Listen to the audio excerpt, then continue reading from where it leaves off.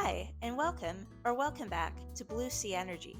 I'm Marissa, and I talk about renewable energy and electrification from a layperson's perspective.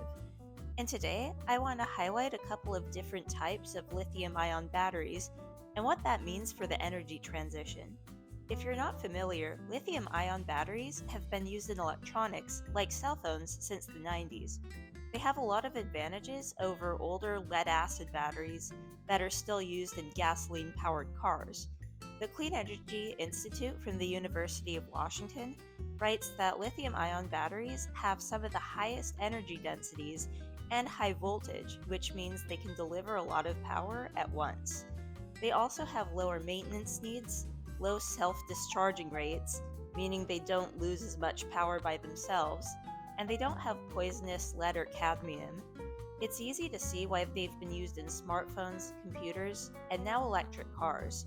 Now, what are some of their different chemistries, and why does this matter? Well, most relevantly, as engineering.com puts it, most lithium ion batteries in EVs are NMC batteries.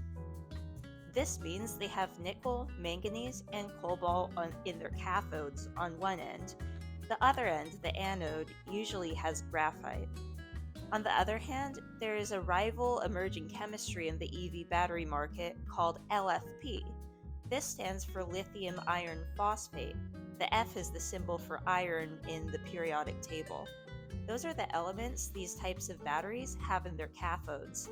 And as you might have guessed, different elements in the battery lead to different properties.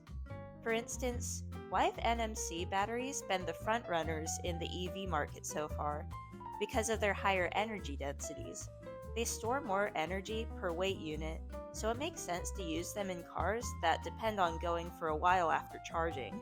In fact, EVs with these batteries can go up to 300 miles or 480 kilometers on one charge. Adding to that, they can charge better than LFPs when it's really cold. This advantage is starting to fade though because of engineers developing workarounds in the battery management systems for LFPs. Even so, it still takes longer for LFPs to charge when it's freezing, according to engineering.com. The fact that the battery heats up and gets a lot warmer than the outside in general helps, but NMC still has the advantage there. That being said, this advantage could actually become a disadvantage in some situations. NMC batteries are more susceptible to thermal runaway, which is a chain reaction of overheating that can cause chemical leaks, fires, and even explosions, per evfiresafe.com. It's obviously very rare. You definitely don't see it happening very often, and it's more likely to be triggered by overcharging or over discharging the battery, but it can be catastrophic and dangerous. Speaking of dangerous, the elements in NMC batteries are mined in some pretty dangerous places. Engineering.com points to nickel being mined in Russia and cobalt being supplied from the Congo. Clearly, there's some big human rights questions in both those places, and that's not even addressing the environmental impact of the mines. There's a podcast series on NPR called Elements of Energy that delves deeper into both the human rights and environmentalism aspects of the situation worldwide. It's definitely worth a listen, and I've linked it in the description. On LFP batteries, iron and phosphorus aren't as much of a problem right now, and since they're more abundant, they're not as expensive, which could be a huge plus for cost conscious car buyers. Plus, LFP batteries last longer than their NMC counterparts, and there's been scientific breakthroughs recently where LFP energy density has been improved.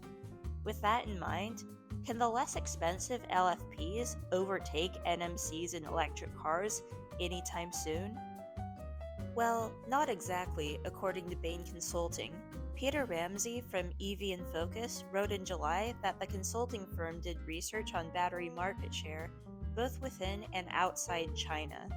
In China, where LFP supply chains are more developed and battery manufacturing is booming, LFPs already have most of the market share. Outside China, LFPs are only 7% of the market, overshadowed by NMC and the related NCA. or nickel cobalt aluminum. Bain projects they'll overtake NCA but not NMC by 2030. The reasons they give are that LFP production itself is nearly non existent, and that supply chains in North America and Europe for the materials are in their infancy. So, since a lot of LFP production is in China, tariffs and other geopolitical challenges, as they put it, could erode the cost advantages they have here. And unfortunately, we're seeing this play out in real time. Earlier this month, Tesla pulled its Model 3 rear wheel drive from the US market with no announcement. Jay Ramy from AutoWeek wrote that this model had an LFP battery made in China, and it was the least expensive Model 3.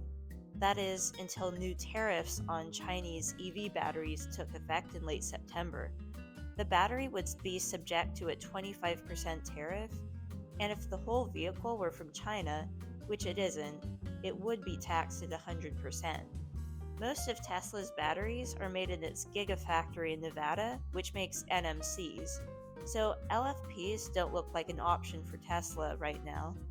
There's also predictions that the tariffs could affect Tesla's long-term plans for an even more affordable car if it uses an LFP battery from China. The reasons for tariffs are usually to boost domestic production, and like Bain said before, LFP production in the US is almost non-existent. So although these tariffs could spark an incentive for LFP production and mining in America in the long run, at least in theory, the Model 3 pull is one of the short-term consequences of these tariffs. Depending on the next presidential administration, the tariffs on Chinese-made goods could be even harsher. Whether that's a good thing is for you to decide. But I think generally we can all agree that having affordable, cleaner, and ethically sourced materials in our cars and trucks is better in the long run. Thanks everyone for watching this video, and a special thank you to my subscribers. If you'd like to subscribe, please feel free to click the subscribe button below the video or the Blue Sea Energy logo on the bottom right. And please don't forget to like this video and click the bell for notifications too. If you've missed it, I made a video about some recent stories in the offshore wind industry. It's in the bottom left corner. And of course, I hope you all have a great day and stay positive.